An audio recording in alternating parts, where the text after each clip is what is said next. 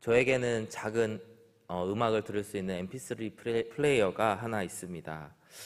고등학교 때 이제 그 MP3 플레이어가 굉장히 귀하던 시절에 그것을 하나 부모님이 사주셨고요. 그것을 통해서 여러 음악들을 들었던 MP3 플레이어가 있습니다.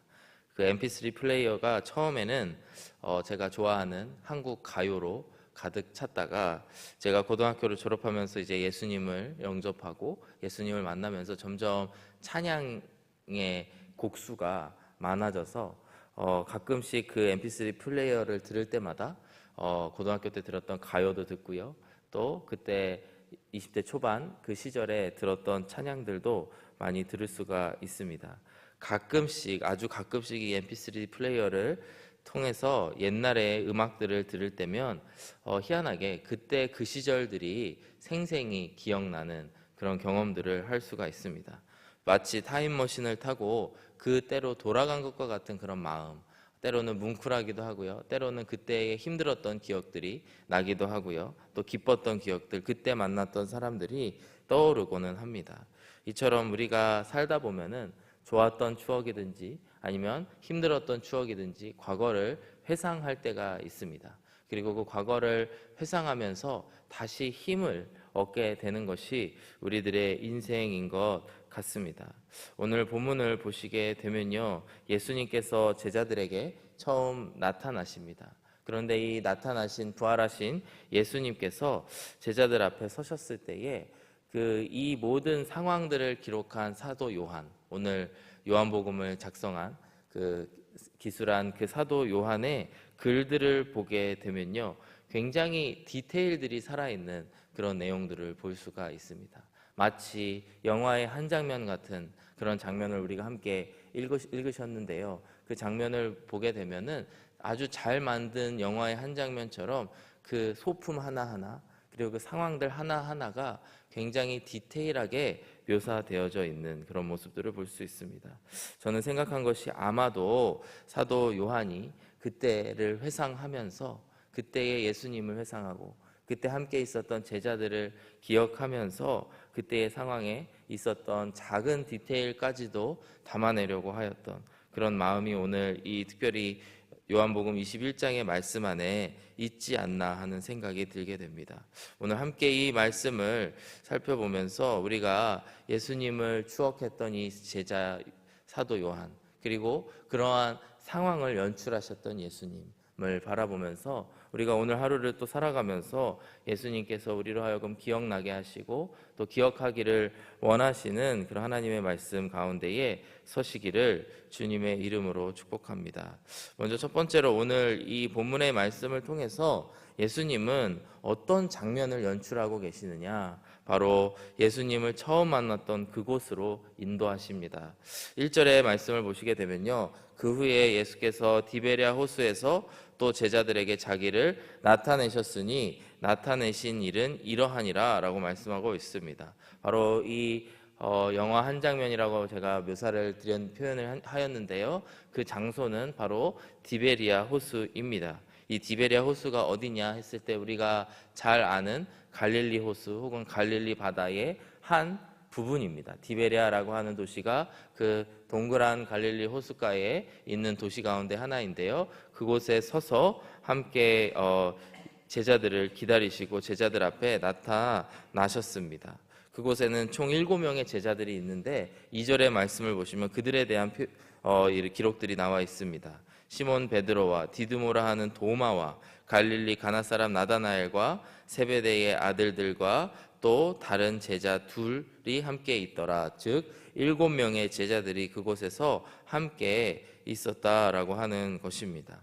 그들의 상황이 어떠하였는가? 3절의 말씀을 보시면요, 그들이 물고기를 잡으러 가는데 아무것도 잡지 못하는 그런 상황 가운데에 놓이게 됩니다. 시몬 베드로는 원래 어부였습니다. 그리고 그가 예수님이 떠나신 이후에 어떠한 이유에서인가 다시 어부의 일을 시작하게 됩니다. 롱텀으로 다시 어부가 되었다라고 해석하는 분들도 계시고요, 아니면 아주 짧은 숄텀으로 이제 먹고 살기 위해 당장의 생계를 해결하기 위한 그런 노력이었을 수도 있다라고 해석을 하지만 우리는 그 이유를 알 수 없습니다. 그런데 베드로는 이제 물고기를 잡으러 그곳에 가는데 이제 호숫가에 가는데 아무것도 잡지 못하는 그런 상황 가운데에 놓이게 되는 것이죠. 여러분, 베드로가 물고기를 잡지 못했던 어부, 그날 하루 공쳤던 그런 어부였던 사실들을 우리는 잘 알고 있습니다. 바로 그 장면 자체가 예수님을 베드로가 처음 만났던 바로 그 장면과 장면을 연상시키는 그런 상황이라고 하는 것이죠. 누가복음 5장 3절에서 5절의 말씀을 보시면 기록되어져 있습니다. 예수께서 한 배에 오르시니 그 배는 시몬의 배라. 육지에서 조금 떼기를 청하시고 앉으사 배에서 무리를 가르치시더니 말씀을 마치시고 시몬에게 이르시되 깊은 데로 가서 그물을 내려 고기를 잡으라. 5절의 말씀을 보시면요, 시몬이 대답하여 이르되 선생님, 우리들이 밤이 새도록 수고하였으되 잡은 것이 없지만은 말씀에 의지하여 내가 그물을 내리리이다. 이렇게 순종하고 수많은 물고기를 베드로가 잡게 됩니다. 이 날 자체가 아주 특별한 날이죠. 어부로서 정말 물고기를 한 마리도 잡지 못했던 날을 아마 손에 꼽았을 거라고 생각을 합니다. 왜냐하면 갈릴리 호수 자체가 물고기가 아주 많은 호수이고 또 그곳에서 오랫동안 어부의 일을 하였기 때문에 어부인 베드로에게 있어서 물고기를 밤새도록 한 마리도 잡지 못한 날은 그렇게 많지 않았을 것입니다. 그러던 어느 날 그 마지막으로 이제 한 마리도 물고기를 잡지 못했던 그날 그가 예수님을 만나게 된 것이죠. 그리고 밤이 새도록 수고하였으나 아무것도 잡지 못합니다. 그때 예수님께서 오셔서 깊은 데로 가서 이 오른편에 가서 그물을 던져라 그렇게 말씀하셨고 그것에 순종하였던 베드로가 수많은 물고기를 잡고 이분이 주님이시구나, 이분이 특별한 하나님의 선지자이시구나 라는 것을 알게 되었던 날이 바로 그 날입니다. 오늘 본문의 4절에 보시면요, 이제 이렇게 말씀하시는데요, 날이 새어갈 때에 예수께서 바닷가에 서셨다가 제자들이 예수인 줄 알지 못하느니라. 그들이 여전히 예수님이 그들에게 오셨음을 알지 못합니다. 그때 예수님께서 그 제자들에게 이르시되 5절의 말씀을 보시면은 예수께서 이르시되 얘들아 너희에게 고기가 있느냐 대답하되 없나이다. 6절에 이르시되 그물을 배 오른편에 던지라 그리하면 잡으리라 하시니 이에 던졌더니 물고기가 많아 그물을 들 수 없더라. 이렇게 말씀하고 있습니다. 이 5절과 6절의 말씀을 보시면 아주 짧고 간결하게 설명이 되어져 있지만 꽤나 긴 시간에 걸친 일들을 짧게 기록한 것으로 우리가 볼 수 있습니다. 왜냐하면 그 그물을 다시 건졌다가 그것을 다른 편에다가 던졌다가 물고기가 잡히기까지 기다렸다가 다시 건지는 그 긴 시간이죠. 여러분, 이 제자들 7명의 제자들이 그때에 어떤 생각으로 그 긴 일들을 행하였을까요? 아마도 베드로가 그의 눈에는 예수님을 보지 못하였지만 바로 지근거리에 계시는 예수님을 보지 못하였지만 그 일들을 하나하나씩 하면서 아마 예수님에 대해서 회상하고 예수님에 대해서 생각하였을 것이라고 저는 믿습니다. 왜냐하면 그 모든 상황 자체가 예수님을 처음 만났을 때 했었던 그런 몸이 기억하는 상황들이기 때문이죠. 그때 그물을 잡았던 그 손의 기억, 그 냄새, 또 그 여러 상황들을 통하여서 예수님이 그때 3년 전에 나를 이처럼 만나주시고 나를 구원하여 주셨지. 비록 지금 예수님이 우리 곁을 떠나셨지만 지금 그때와 비슷한 상황이 되었을 때에 예수님을 회상하며 예수님을 생각하였을 것입니다. 그때 예수님 7절의 말씀을 보시면요, 드디어 예수님이 계심을 그리고 그가 예수님이심을 제자들이 깨닫게 됩니다. 예수께서 사랑하시는 그 제자가 베드로에게 이르되 주님이시라 하니 시몬 베드로가 벗고 있다가 주님이라 하는 말을 듣고 겉옷을 두른 후에 바다로 뛰어내리더라. 가장 먼저 예수님을 발견한 사람, 그리고 그가 예수님이심을 알았던 사람은 바로 요한입니다. 여기서 표현되는 사랑하시는 그 제자라고 하는 그 제자가 바로 이 요한복음을 쓰고 있는 그 요한인 것으로 우리가 추정하고 있고 그렇게 알고 있는데요, 가장 먼저 머리로 깨닫고 알게 된 제자는 요한입니다. 그리고 그가 가장 먼저 말로 예수님이시다, 주님이시다 이렇게 표현을 하죠. 그러나 행동이 가장 빨랐던 제자는 베드로였습니다. 그는 아마도 물고기를 잡고 있었기 때문에 겉옷을 입지 않고 옷을 입지 않고 있었을 텐데, 그가 겉옷을 챙겨 입은 후에 물속에 풍덩 들어가게 되죠. 그리고 예수님을 향해 헤엄쳐 가기 시작합니다. 얼마나 그의 마음속에 예수님을 그리워하고 예수님을 만나고 싶어하고 예수님을 가까이에 계신다는 소식을 들었을 때 사랑하는 예수님을 만나 뵙고 싶었는지 우리가 알 수 있는 알 수 있는 말이라고 생각을 합니다. 사랑하는 여러분, 우리 가운데에 이처럼 예수님과 멀리 떨어져 있는 것과 같은 시간, 혹은 예수님이 눈에 보이지 않는 것 같은 그 시간 가운데에서도 예수님께서는 우리의 가까운 거리에 서 계시고 우리와 함께 계실 줄로 믿습니다. 그때에 우리로 하여금 다시 예수님에게 돌아가게 하고 또 예수님을 생각나게 하고 예수님이 마음속에 충만하여지는 그런 일들이 무엇인지 한번 돌아보셨으면 좋겠습니다. 작은 mp3에서부터 또 혹은 어떤 찬양의 가사가 될 수도 있고요. 어떤 특별한 말씀의 구절일 수도 있고 노래의 곡조일 수도 있습니다. 그리고 어떤 사람을 만났을 때일 수도 있습니다. 여러분 가운데에 예수님과 처음 만났던 그 순간으로 돌아가게 하는 그 여러 장치들을 마련해 두시기를 축복합니다. 그리고 그것들을 통하여서 예수님, 나를 그때 10년 전, 20년 전, 30년 전에 나를 처음 만나 주셨지. 그때 참 너무 좋았지. 그것을 회상하면서 우리를 얼마나 주님께서 사랑하시는지, 또 오늘도 우리의 가장 가까운 곳에 계시는 주님을 바라보고 주님께 사랑을 고백하게 되시는 저와 여러분들이 되시기를 주님의 이름으로 축복합니다. 두 번째로 이제 8절 이하의 말씀을 보실 텐데요. 예수님께서는 또 새로운 장면으로 영화의 한 장면 같이 전환하십니다. 그것은 바로 언제냐 했을 때 바로 베드로가 가장 실수하고 넘어졌던 그 자리로 베드로를 다시 한번 이끌어 가시고 그로 하여금 다시 한번 일어서게 하시는데요. 8절과 9절의 말씀을 보시겠습니다. 다른 제자들은 육지에서 거리가 불과 한 50칸쯤 되므로 작은 배를 타고 물고기 든 그물을 끌고 와서 육지에 올라 보니 숯불이 있는데 그 위에 생선이 놓였고 떡도 있더라, 이렇게 기록하고 있습니다. 이 말씀을 기록하고 있는 이 장면에 있었던 이 사도 요한은 특별히 숯불이라고 하는 그 소품에 초점을 맞추고 숯불이 있었다, 예수님을 다시 그가 만났을 때 숯불이 있었다라고 하는 표현이 이 9절의 말씀에 기록되어져 있습니다. 아마도 이 숯불은 많은 신학자들이 생각하는 것이 베드로가 예수님을 3번 부인하였을 때에 숯불을 쬐고 있었기 때문에 그 상황일 것이다 라고 추정을 합니다.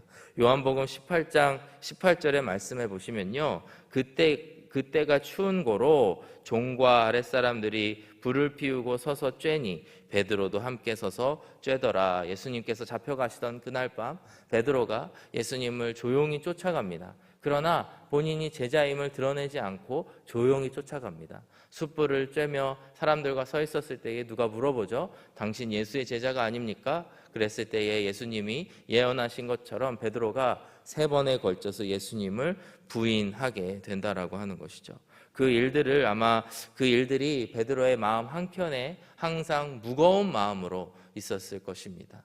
예수님께서는 아마도 이 숯불을 피워놓고 기다리시는 그 장면을 통해 베드로로 하여금 그가 실패했던 자리, 실수해서 넘어졌던 그 자리에 다시 서서 예수님과 함께 다시 시작하시기를 격려하고 계시는 것으로 저는 믿습니다. 즉 예수님께서는 우리로 하여금 넘어져서 그 자리에 머물러 있기만 하는 것을 원하지 않으신다는 것이죠.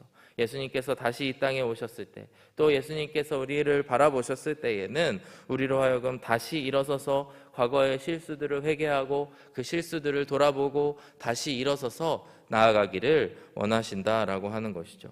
요한계시록 2장의 말씀을 보시면요, 에베소 교회를 향한 예수님의 충고의 말씀이 나와 있습니다. 에베소 교회는 참 예수님을 사랑하고 뜨거웠던 교회로 묘사가 되는데요. 그러나 예수님께서 그 교회를 평가하실 때에는 바로 그들이 그 처음 사랑을 잃어버렸다라고 책망을 하십니다.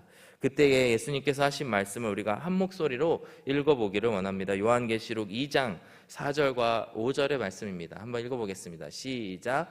그러나 너를 책망할 것이 있나니 너의 처음 사랑을 버렸느니라. 그러므로 어디서 떨어졌는지를 생각하고 회개하여 처음 행위를 가지라. 만일 그리하지 아니하고 회개하지 아니하면 내가 내게 가서 내 촛대를 그 자리에서 옮기리라. 이렇게 말씀하십니다. 저는 이 말씀을 읽을 때마다 예수님께서 에베소 교회에 다시 한번 기회를 주신 것에 너무나 감사한 마음이 가득합니다. 비록 에베소 교회가 한때 예수님을 뜨겁게 사랑하다가 또 그 사랑을 저버리는, 처음 사랑을 잃어버리는 실수를 범하였더라도 예수님께서는 그들을 즉각적인 판결, 즉각적인 처단을 하시는 것이 아니고 그들에게 다시 한번 기회를 주셔서 하시는 말씀이 너희가 어디서 떨어졌는지를 생각하고 회개하라, 이렇게 말씀하고 계시는 것이죠. 베드로에게도 마찬가지의 진리가 적용된다고 믿습니다. 오늘 이 장면을 통해서 베드로야, 너가 어디서 떨어졌는지 어디서 실수했는지를 생각해 보거라. 그것이 바로 숯불인 것이죠. 예수님께서 숯불을 마련하시고 베드로로 하여금 그 자리에서 예수님을 다시 만나게 하셔서 그 숯불가에서 다시 한번 예수님을 부인했던 것을 반성하고 회개하고 땅을 치고 다시 한번 예수님 앞에 눈물로 감사하며 돌아왔던 일들이 그들 가운데에 있었으리라 믿습니다. 오늘 예수님께서 사실상 제자들과 마지막 장면인데요, 이 장면을 통해서 하시고자 하는 말씀이 무엇이었을까요? 너의 실수에도 불구하고 여전히 예수를 영접한 이후에도 실수하고 죄를 짓는 가운데에 있더라도 다시 내가 기회를 줄 테니 일어서서 하나님의 뜻대로 살아가라라고 하는 말씀을 하시는 줄로 믿습니다. 우리가 오늘도 우리가 넘어진 그 자리로 돌아가서 예수님을 만나고 예수님을 의지하여 다시 일어서게 되시는 저와 여러분들이 되시기를 주님의 이름으로 축복합니다.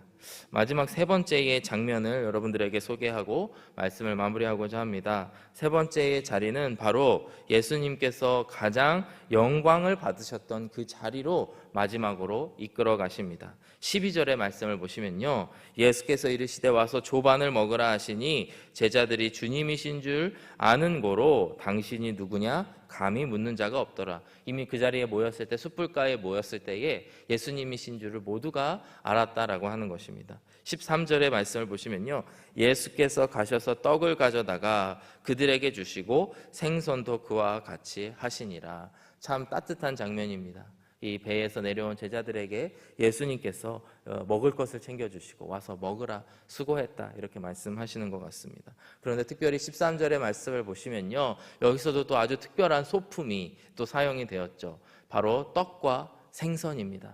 떡과, 왜 하필이면 그 생선이야 그 자리에 있었겠고, 뭐 떡도 당연히 우리로 있으면 흰밥 같은 거일 수도 있겠지만 저는 여기에도 사도 요한의 의도가 숨어 있다고 생각을 합니다.